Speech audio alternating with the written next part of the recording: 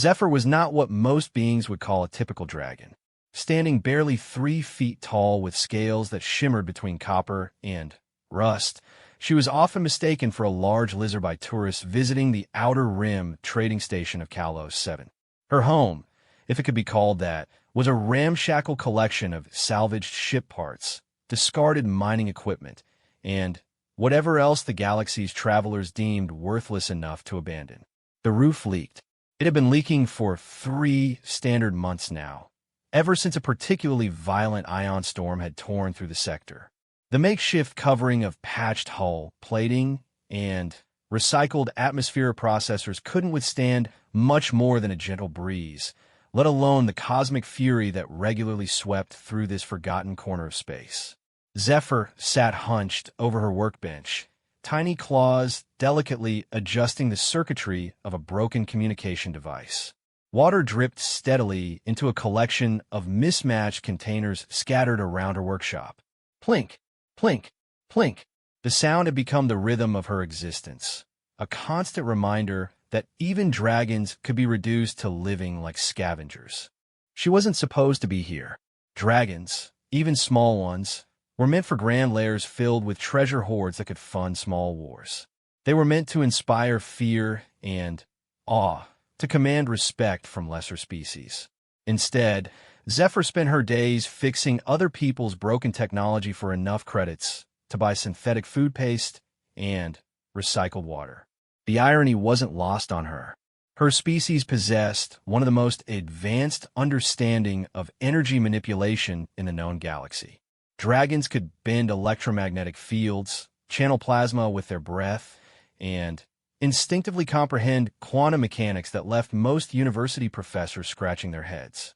Yet here she was, using those same abilities to repair damaged datapads and faulty environmental suits for traders who looked at her with barely concealed disgust. A particularly large drop of contaminated rainwater struck her directly on the snout.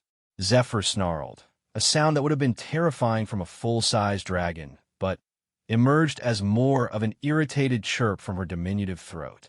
She looked up at the ceiling, where a new stain was spreading across the patchwork of materials that supposedly protected her from the elements.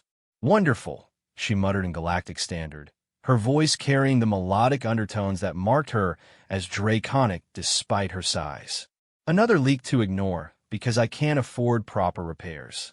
The trading station outside her hovel buzzed with its usual chaotic energy.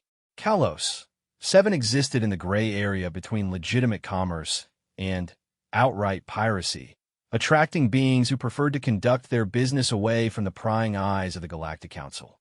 Smugglers, mercenaries, information brokers, and worse made this place their temporary home while traveling the hyperspace routes that connected the Outer Rim worlds. Most of them had no idea that a dragon lived in the junkyard behind the main commercial district. Those who did know either didn't care or assumed she was some kind of exotic pet that had escaped and gone feral. The truth was somehow more embarrassing than either assumption. Zephyr's family had been wiped out in the border wars, when corporate interests decided that dragon-held systems contained too many valuable resources to remain independent. She had been barely past her first molting, too young to fight alongside her elders, too small to inspire the fear that might have protected her. When the orbital bombardments began, her parents had hidden her in an escape pod programmed to jump randomly through hyperspace until it found a habitable world. Instead, it had found Kalos 7, where a sympathetic Vorthan mechanic had pulled her from the wreckage and given her a corner of his scrapyard to call home. That had been 8 years ago. The Vorthan, whose name was Crix, had died of radiation poisoning last winter, leaving Zephyr as the unofficial heir to his collection of mechanical refuse. She tried to focus on her work, but the steady dripping was making concentration impossible. The communication device in her claws was a delicate piece of Terran engineering, far more sophisticated than anything her usual customers could afford. A human trader had brought it to her last week, claiming it had stopped working after a routine hyperjump. The payment he'd offered was generous enough to keep her fed for a month, assuming she could actually fix the thing. Humans were relatively new to the galactic community, having achieved faster-than-light travel only a few decades ago. Most species regarded them as primitively aggressive but surprisingly adaptable. Their technology was often crude but remarkably effective, built with a practical philosophy that prioritized function over elegance. Zephyr had to admit she found their engineering approach refreshing after years of working with overcomplicated alien devices designed more for show than utility. This particular communicator, however, was a puzzle. The human who'd brought it to her had been polite but distant, introducing himself simply as Marcus Chun and explaining that the device contained important business data he needed to recover. He'd worn the practical clothing of a freight hauler, but something about his manner suggested he was more than a simple cargo pilot. Zephyr had accepted the job partly because she needed the credits and partly because the challenge intrigued her. Human technology often incorporated intuitive solutions that other species overlooked, but this communicator seemed to blend human practicality with more advanced concepts she didn't immediately recognize. A particularly loud drip struck the device in her hands, causing her to jerk it away from the spreading puddle of contaminated water. She needed to get this roof fixed before the next storm season, or she'd lose everything in her workshop to water damage. The problem was that proper repairs would cost more credits than she'd earned in the past 6 months, and temporary patches were no longer holding. She set the communicator aside and looked around her workshop with growing frustration. The space was cramped but organized with tools and spare parts sorted into a system that made sense only to her. Shelves made from salvage cargo containers held everything from quantum processors to ancient mechanical components that some species still used in their older equipment. It wasn't much, but it was hers, and the thought of losing it to something as mundane as roof damage made her small dragon heart burn with indignation. Outside, she could hear the approaching rumble of atmospheric engines as another ship prepared to land at the trading station. Kalos 7 never slept, with vessels arriving and departing at all hours as traders followed their individual schedules across the galaxy. Most of them would never notice the small dragon working in the scrapyard behind the main facilities, and that was exactly how Zephyr preferred it. The irony of her situation struck her again as another drop of water landed on her snout. Dragons were supposed to be creatures of power and majesty, not small beings hiding in junkyards and fixing other people's broken possessions for survival credits. She wondered what her parents would think if they could see her now, reduced to this humble existence among the refuse of galactic civilization. But survival was survival, and pride was a luxury she couldn't afford. Tomorrow she would continue working on the human's communicator, and maybe if she was lucky, she could earn enough to at least buy some proper sealant for the worst of the leaks. It wasn't the grand destiny her species was meant for, but it was life, and that would have to be enough. Marcus Chun stood at the edge of the scrapyard, rain dripping from the brim of his weather-beaten cap as he surveyed the collection of makeshift structures that sprawled behind Kalos 7's main trading district.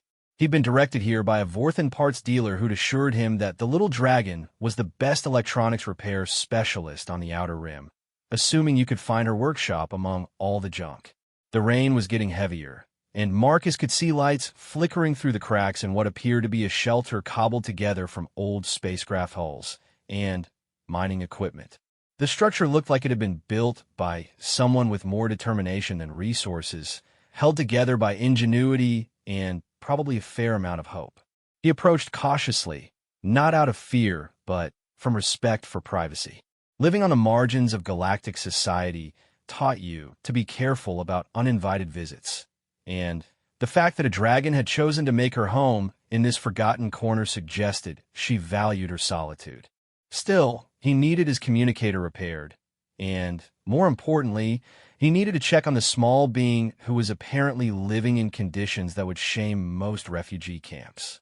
Marcus had grown up in the reconstruction zones of post-war Earth, where making do with scraps and salvage was a necessary survival skill. He recognized the signs of someone making the best of a bad situation when he saw them. The workshop might look ramshackle from the outside, but he could see evidence of careful organization and practical engineering in its construction. A particularly loud crack of thunder overhead was followed by an increase in the rainfall, and Marcus noticed water streaming through several obvious gaps in the roof of the structure. He frowned, imagining what it must be like to work in those conditions, try to repair delicate electronics while constantly dodging leaks. He knocked gently on what appeared to be a door fashioned from a cargo container hatch. After a moment, he heard movement inside, followed by the sound of multiple containers being repositioned. The door opened to reveal the small dragon he'd met a week ago, her copper-scaled features showing a mixture of professional politeness and barely concealed irritation. "Mr. Chun," Zephyr said, her voice carrying that distinctive melodic quality that marked her species despite her diminutive size. "I wasn't expecting you back so soon. The communicator repair is taking longer than anticipated. The damage was more extensive than initially apparent." Marcus nodded, but his attention was distracted by the interior of her workshop. Water was dripping from at least a dozen places in the ceiling, each leak caught by a different container that had obviously been strategically placed based on experience with the roof's various failures. Despite the challenging conditions, the workspace was remarkably well organized, with tools and components sorted and stored with obvious care. "That's actually not why I'm here," Marcus said, stepping inside at her gesture and immediately noticing how she had to maneuver around the worst of the leaks to move through her own workshop. "I came to ask about your roof." Zephyr blinked, her large eyes reflecting confusion. "My roof? I don't understand. Is the water damage affecting your device? I've been very careful to keep it away from the leaks." "No, nothing like that. I mean, do you have plans to fix your roof? Because from what I can see, you're going to have serious problems when the next major storm hits this sector." The small dragon's expression shifted through several emotions before settling on what Marcus recognized as defensive pride. "The structural integrity is adequate for current needs. I appreciate your concern, but my living arrangements are not part of our business transaction." Marcus had expected that response. In his experience, people who were barely getting by often reacted with suspicion to offers of help, especially from strangers. It was a reasonable reaction in a galaxy where generosity usually came with strings attached. "I'm not trying to insult you or interfere in your business," he said carefully. "It's just that I've done some construction work, and I can see that you're dealing with more than just a few minor leaks here. This roof is going to fail completely soon, probably during the next ion storm that comes through." Zephyr's scaled features tightened with what Marcus was beginning to recognize as embarrassed anger. "I'm aware of the situation, Mr. Chun. Repairs require resources that are currently allocated to more immediate needs. I'll manage. I'm sure you will. You've obviously been managing for quite a while already. But the thing is, I might be able to help with the repair work. I've got some experience with structural engineering, and it happens that I'm going to be on Kalos 7 for the next few weeks while my cargo hold is being refitted." The small dragon stared at him for a long moment, her expression unreadable. "Why would you want to help me? We barely know each other, and you have no obligation to involve yourself in my circumstances." It was a fair question, and one Marcus had been asking himself since he decided to make this visit. The honest answer was complicated, involving his own experiences with hardship and a growing respect for someone who was clearly making the best of a difficult situation with remarkable determination. "Back on Earth, I grew up in areas that had been pretty heavily damaged during the border wars," he said finally. "I learned early that sometimes the difference between making it and not making it comes down to whether your neighbors are willing to lend a hand when you need it. I've been lucky enough to receive help when I needed it, so I try to pass that along when I can." Zephyr was quiet for so long that Marcus began to wonder if he'd offended her somehow. Dragons, even small ones, were supposed to be proud creatures, and he might have inadvertently suggested that she couldn't take care of herself. "You said you have construction experience?" she asked finally. "Some. I've done structural repairs on space stations and mining platforms. Different from atmospheric construction, but a lot of the basic principles are the same. I need to take a closer look at what you're working with, but I think I could at least help you get a waterproof roof that won't collapse in the next storm." Another long pause, during which a particularly large drop of water landed directly on the workbench where Zephyr had been attempting to repair his communicator.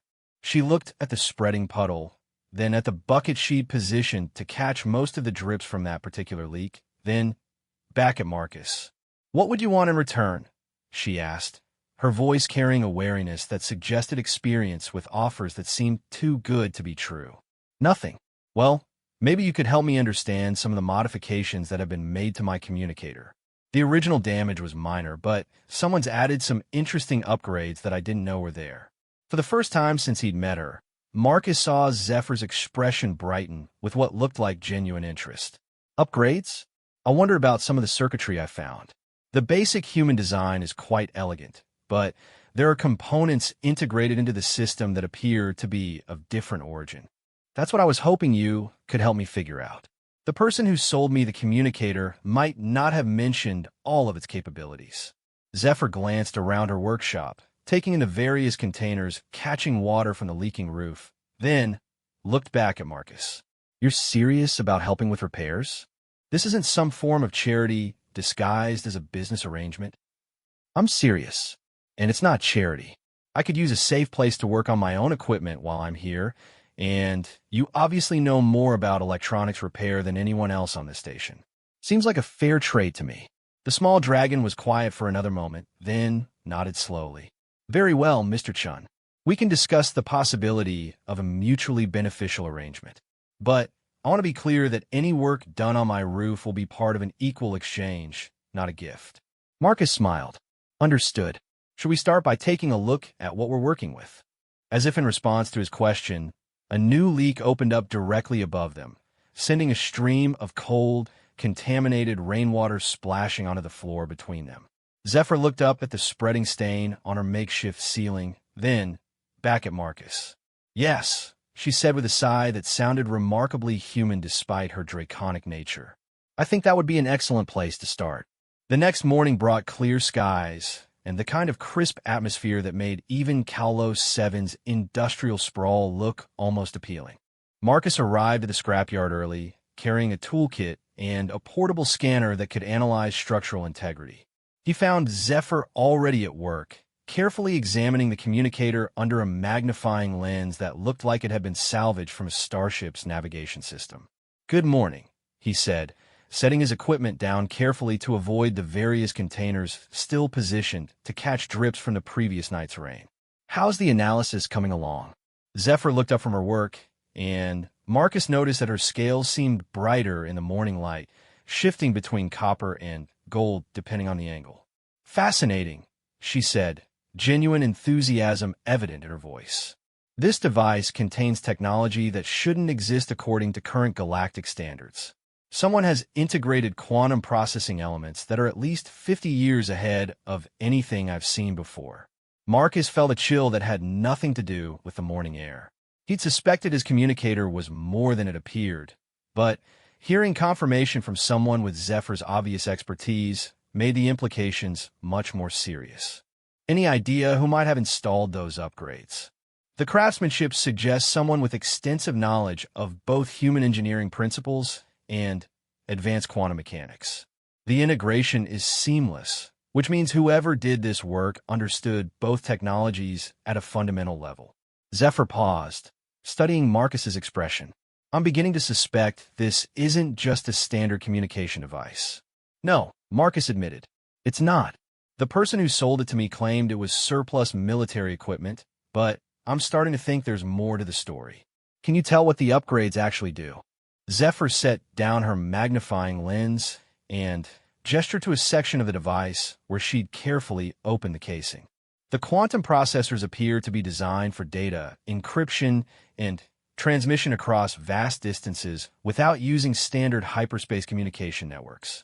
Essentially, someone has built a device that can send messages instantaneously across the galaxy without being detected or intercepted by conventional monitoring systems. Marcus stared at the innocuous-looking device with new respect and considerable concern. Technology like that would be invaluable to intelligence services, criminal organizations, or anyone else who needed to communicate without leaving a trail. No wonder someone had been willing to sell it for what had seemed like a reasonable price. The question is whether you want me to repair the original communication functions or activate the upgraded capabilities, Zephyr continued. The quantum systems are currently inactive, probably as a security measure. Repairing the basic functions would be straightforward, but accessing the advanced features would require bypassing several encryption protocols. Before Marcus could answer, a loud crash echoed from somewhere overhead, followed by the sound of something heavy sliding across metal. Both of them looked up to see a new section of the roof sagging ominously as water began to seep through a rapidly expanding crack. "Right," Marcus said, grabbing his structural scanner. "Roof first, mysterious communication devices second. We need to get you properly waterproofed before this whole place comes down around your ears." They spent the next several hours conducting a thorough assessment of the workshop's structural situation.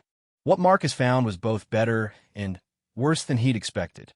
The foundation was solid, built on the remains of what had probably been a heavy equipment storage facility. The walls were sturdy, constructed from salvaged ship hulls that could probably withstand direct weapons fire.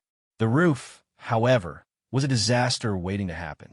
Zephyr had done her best to create a weatherproof covering using whatever material she could find, but the result was a patchwork of incompatible components held together by determination and increasingly inadequate sealants.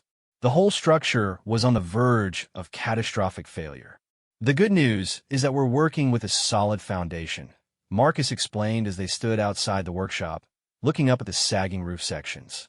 "The bad news is that we basically need to rebuild the entire top of the structure. The current roof isn't just leaking, it's actively dangerous." Zephyr followed his gaze, her expression troubled. "I was afraid you might say something like that. A complete rebuild would require materials and labor costs that are well beyond my current resources. Actually, I've been thinking about that. Kalos 7 is a trading station, which means there's probably a lot of useful material that gets discarded because it's not worth shipping to other markets. If we're creative about sourcing our supplies, we might be able to do this more affordably than you'd think." Marcus pulled out a datapad and began sketching a rough design. "What we need is a modular roof system that can be assembled from standardized components.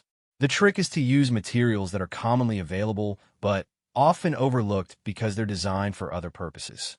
As he worked, Zephyr watched with growing interest. Her draconic heritage gave her an intuitive understanding of structural engineering that complemented Marcus's practical construction experience.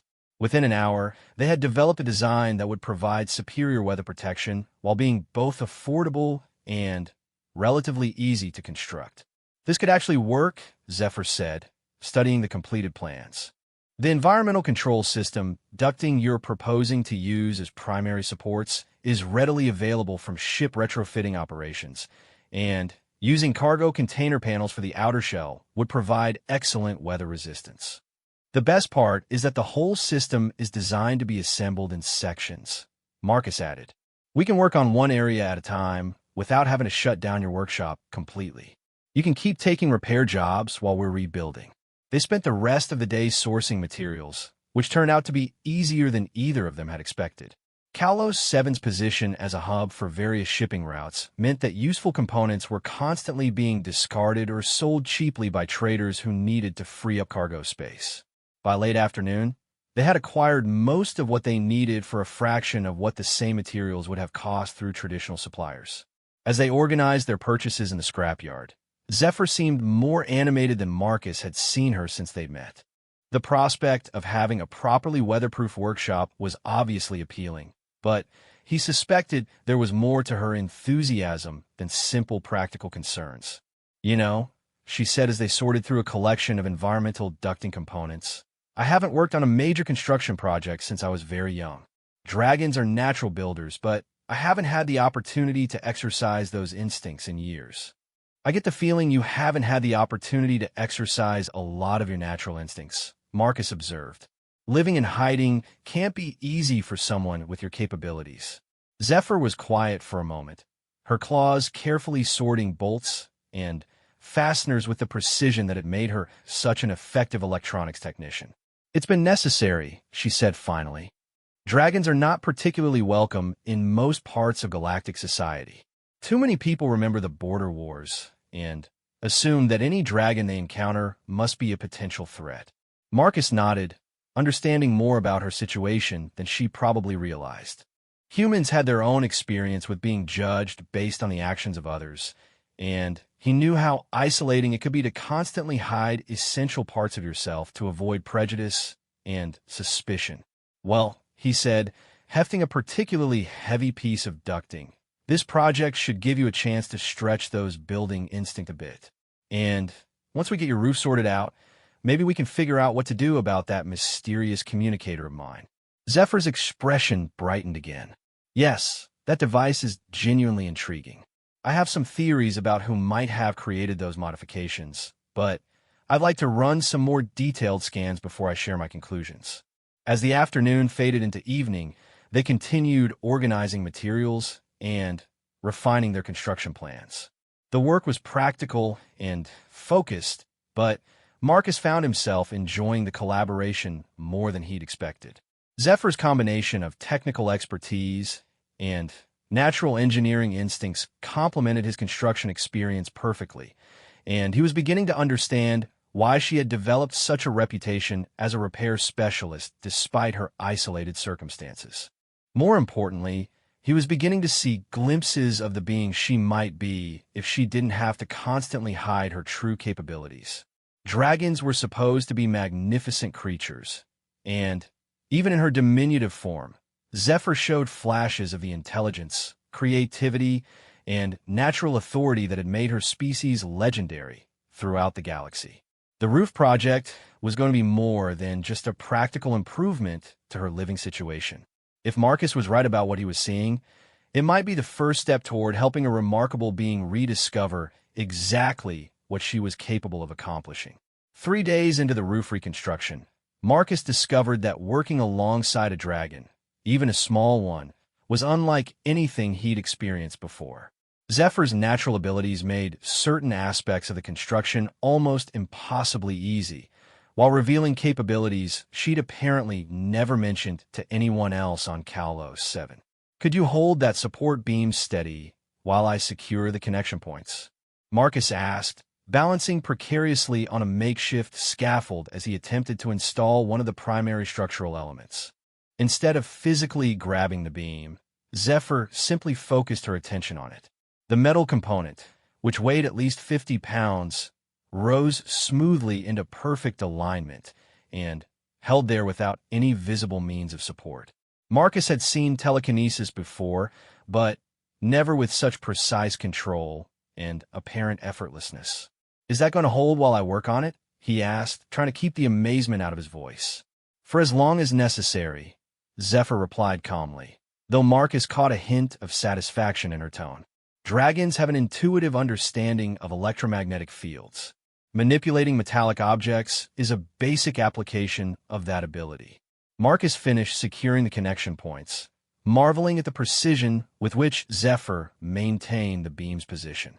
When he'd completed the installation, the metal components settled into place with perfect alignment, as if it had been positioned by computer-controlled assembly equipment. That's incredibly useful, he said, climbing down from the scaffold. I'm guessing most people don't know you can do that. Most people don't know very much about dragon capabilities in general, Zephyr said, a note of bitterness creeping into her voice. Those who do know tend to find the knowledge concerning rather than useful. Over the next several hours, as they continued working on the roof structure, Marcus began to understand what she meant. Zephyr's natural abilities were remarkable, but also unsettling in ways that would make many beings uncomfortable. She could manipulate electromagnetic fields with the precision of a quantum engineer, predict structural stress patterns with uncanny accuracy, and work with dangerous electrical systems without any apparent risk of injury. More than that, her intelligence was clearly far beyond what their casual conversations had suggested. As they solved construction problems together, Marcus realized that Zephyr was processing multiple complex variables simultaneously and arriving at solutions faster than most computers could manage the calculations. You know, he said during a break for lunch, I'm starting to think you're seriously overqualified for electronics repair work. With your capabilities, you could probably get engineering positions with any major shipbuilding corporation in the galaxy. Zephyr paused in her examination of the next section of roof they planned to tackle. Corporate engineering positions require credentials, references, and background checks that would reveal exactly what I am. Most companies have policies against hiring dragons, usually justified as security concerns. That's their loss, and their stupidity, perhaps. But it's also the reality I have to work within. Marcus studied her expression, recognizing the forced acceptance that came from years of adaptation to circumstances beyond one's control. He'd seen the same look on the faces of reconstruction workers on Earth. People who'd had to rebuild their lives after conflicts that weren't their fault and couldn't be undone. What if there was another option? He asked carefully. Something that would let you use your actual capabilities without having to hide what you are? Zephyr's attention focused on him with an intensity that reminded Marcus that even small dragons were still dragons. What are you suggesting? I'm not entirely sure yet, but I've been thinking about that communicator you've been analyzing and some things about my own situation that I haven't mentioned. There might be opportunities for someone with your skills that don't involve traditional corporate employment. Before Zephyr could respond, the sound of approaching engines interrupted their conversation. A sleek courier ship was descending toward the trading station's landing facility, its design suggesting either military or high-end commercial origins. Marcus watched its approach with growing tension, recognizing the configuration even at a distance. "That's interesting," he murmured, pulling out a pair of binoculars to get a better look at the vessel. Terran diplomatic corps markings, but the ship configuration is intelligence service. Someone official is looking for something here. Zephyr followed his gaze, her own expression troubled. "Do you think they're looking for your communicator?" "It's possible. The technology you found integrated into that device would definitely be of interest to intelligence services.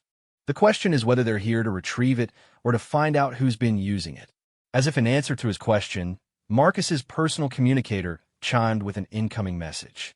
The sender identification showed only a standard diplomatic code, but the priority level indicated urgent official business. "Mr. Chun," the message began when he activated it. "This is Commander Sarah Martinez, Terran Intelligence Service. I believe you have possession of a communication device that belongs to us. I'd like to arrange a meeting to discuss its return and to clarify certain misunderstandings about how you acquired it." Marcus looked at Zephyr, who had been listening to the message with obvious concern. "Well, that answers that question. They're definitely here for the communicator. What do you intend to do?" Marcus was quiet for a moment, considering options that all seemed to lead to complications he'd been hoping to avoid. "I think it's time I told you exactly who I am and why I'm really here on Kalos 7. Because if I'm right about what's happening, we might both be in more trouble than just a leaking roof." Zephyr settled into a position that Marcus was beginning to recognize as her listening posture, alert but patient. "I'm listening. My name is Marcus Chun, and I do work in cargo transport, but not exactly the way I've been implying. I'm actually a freelance intelligence contractor specializing in technology acquisition and analysis for various clients. The communicator I brought to you wasn't something I bought from a surplus dealer. I recovered it from a crashed ship in an asteroid field 3 months ago." Marcus paused, watching Zephyr's reaction. Her expression was thoughtful rather than alarmed, which he took as a positive sign. "The crash site showed evidence of a firefight," he continued. "Someone had tried very hard to either capture that ship or prevent its cargo from reaching its destination. When I found the communicator in the wreckage, I knew it was important, but I didn't realize exactly how important until you analyzed it. And now the original owners have tracked you here," Zephyr said, her tone neutral but speculative. "It looks that way, which means we need to decide what we're going to do about it. I could just hand over the device and hope they're satisfied with getting their property back. But given what you've discovered about its capabilities, I suspect the situation is more complicated than a simple recovery operation." Zephyr was quiet for several moments, her gaze shifting between the partially completed roof structure and the diplomatic ship that was now settled on a landing platform several hundred meters away. Mr. Chun, she said finally, I believe I should mention that my analysis of your communicator revealed more than just its technical capabilities. The quantum processors contain data fragments that appear to be intelligence reports about dragon survivors in various parts of the galaxy. Someone has been using this device to coordinate what appears to be a systematic search for members of my species. Marcus felt pieces of a much larger puzzle clicking into place with disturbing clarity. A search for what purpose? That, Zephyr said, her scales darkening with what Marcus was learning to recognize as anger, is an excellent question. And I think Commander Martinez might be able to provide us with some answers, whether she intends to or not. The roof construction project had suddenly become much more complicated than either of them had anticipated. But as Marcus looked at the determined expression on Zephyr's scaled features, he realized that helping her repair her roof might have been the least important thing he'd accomplished since arriving on Kalos 7. Commander Sarah Martinez was not what Marcus had expected. Instead of the imposing military figure he'd anticipated, she turned out to be a compact woman in her 40s with engineer's calluses on her hands, and the kind of practical demeanor that suggested she'd spent more time solving technical problems than issuing orders from behind a desk. She arrived at the scrapyard alone, which Marcus found either admirably confident or dangerously naive. Zephyr had insisted on being present for the meeting, despite Marcus's concerns about exposing her to official attention. They positioned themselves near the partially completed roof structure, where Zephyr's repair equipment and tools provided natural camouflage for her draconic nature. Mr. Chun, Martinez said as she approached, her gaze taking in the construction project with professional interest. I have to admit, this wasn't where I expected to find someone who's been carrying around one of our most sensitive intelligence-gathering devices. Commander Martinez, Marcus replied, keeping his tone neutral. I assume you're here to reclaim your property. Though I have to say, calling it a simple communication device was something of an understatement. Martinez smiled, but Marcus noticed that her attention kept shifting to Zephyr, who was ostensibly focused on organizing tools but was obviously listening to every word of their conversation. Yes, well, intelligence equipment tends to be described in the most innocuous terms possible. It's a professional habit. Martinez paused, studying Zephyr more carefully. I don't suppose you'd be willing to introduce me to your colleague? I understand she's the one who's been analyzing our device. Marcus glanced at Zephyr, who nodded slightly. They discussed this possibility and agreed that direct engagement might be their best option for learning what was really happening. Commander Martinez, this is Zephyr. She's an electronics specialist who's been helping me understand exactly what I found in that asteroid field. Martinez's expression shifted as she got her first clear look at Zephyr, recognition, and something that might have been relief crossing her features. Ms. Zephyr, it's an honor to meet you. I've been hoping for this opportunity for quite some time. Zephyr straightened, her scales shifting to a more vibrant shade of copper as her attention focused completely on the human intelligence officer. You've been hoping to meet me? May I ask why? Because you're exactly the person I've been looking for. More specifically, you're exactly the type of person my organization has been trying to locate for the past several years. Marcus felt tension building in the air around them, and he noticed that several nearby metal objects were beginning to vibrate slightly as Zephyr's electromagnetic control responded to her emotional state. Commander, Marcus said carefully, I think you need to explain what you mean by that, because my friend here has some legitimate concerns about official interest in her species. Martinez nodded, apparently recognizing the warning signs Marcus had picked up on. You're right to be cautious. Dragons have every reason to be suspicious of government organizations, given the history involved. But I'm not here to threaten anyone. Actually, I'm here to offer an opportunity. She reached in her jacket and withdrew a data pad, moving slowly to avoid triggering any defensive responses. What I'm about to show you is classified information that shouldn't exist according to most official records. 3 years ago, the Terran Intelligence Service began investigating reports of systematic violence against dragon survivors in various parts of the galaxy. The data pad displayed a series of incident reports, location maps, and what appeared to be surveillance footage. Marcus found himself looking at evidence of attacks on isolated dragons across multiple systems, all showing similar patterns and apparent coordination. Someone has been hunting dragon survivors, Martinez continued, her voice grim. Not random violence or opportunistic crime, but organized elimination operations conducted by individuals with access to advanced technology and detailed intelligence about dragon locations. Zephyr moved closer to examine the data, her scaled features showing a mixture of horror and recognition. Some of these locations, I knew beings who lived in these places. They simply disappeared, and I assumed they had chosen to relocate for safety. We don't think they relocated, Martinez said gently. We think they were murdered, and we think whoever is responsible has been using stolen Terran intelligence equipment to coordinate their operations. Marcus felt another piece of the puzzle clicking into place. The communicator I found. It wasn't being used by your people, was it? Someone else had acquired it and modified it for their own purposes. Exactly. That device was stolen from a courier ship 6 months ago, along with several other pieces of sensitive equipment. The thieves added the quantum processing capabilities your friend discovered, turning it into a coordination tool for what appears to be a genocide operation. The vibration in the surrounding metal objects was becoming more pronounced as Zephyr processed the implications of what they were hearing.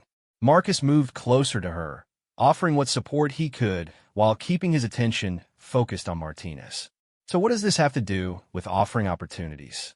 Zephyr asked, her voice carefully controlled despite the obvious emotional impact of the revelations. We need help, Martinez said simply.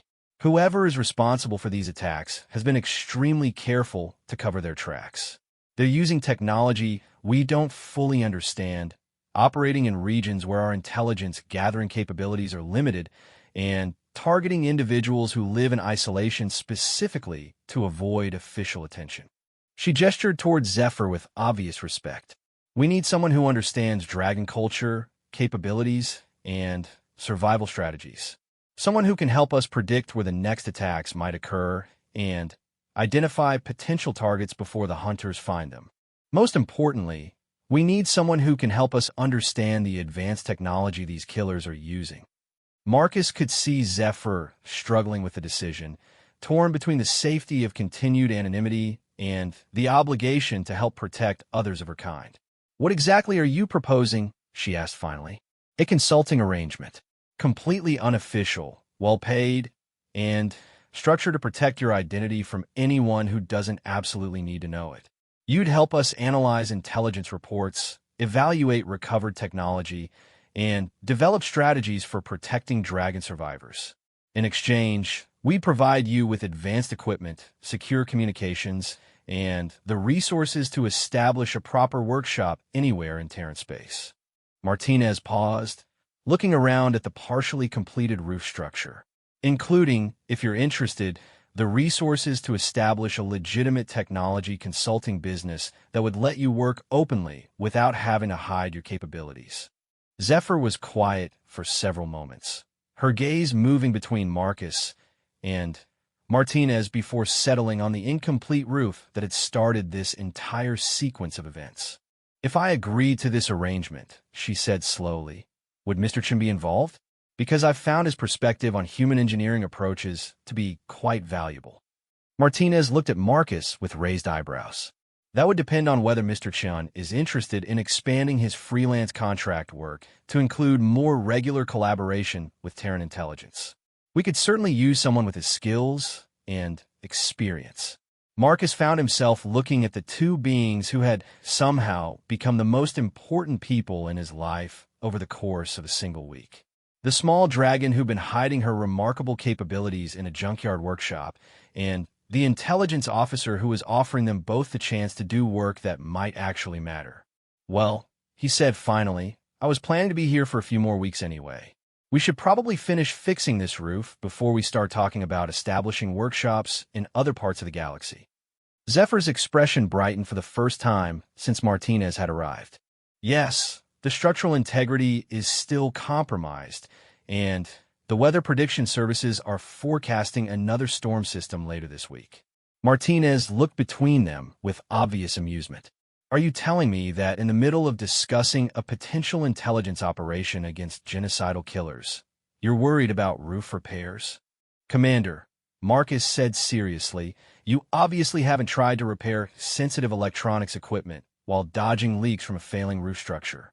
Some problems require immediate practical solutions before you can address the larger strategic issues. As if to emphasize his point, a drop of water from the morning's condensation chose that moment to fall from the remaining section of old roof, landing directly on Martinez's datapad. Right, she said, wiping off the device and looking up at the incomplete construction work with new appreciation. In that case, perhaps I could help with the roof project. I do have some engineering experience, and it seems like we're going to be working together for the foreseeable future.